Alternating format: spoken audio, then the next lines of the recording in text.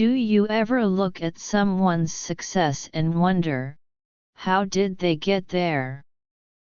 I used to believe it was all about talent or luck. I'd see people achieving their dreams and think it came easily to them. I felt stuck, waiting for my own lucky break, and my own goals felt miles away. The turning point came when I realized that what I admired wasn't their success, but the unseen effort behind it. So, I stopped waiting. I became the engine of my own dream.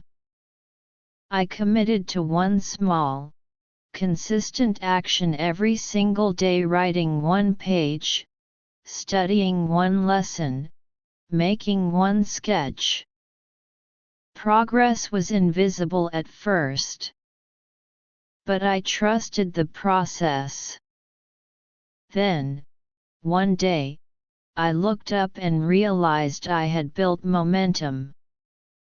I was no longer standing still, I was moving, growing, and inching closer every day. Dreams aren't delivered by luck, they are constructed by effort.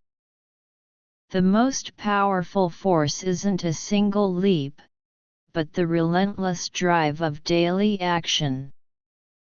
What is your one small action today?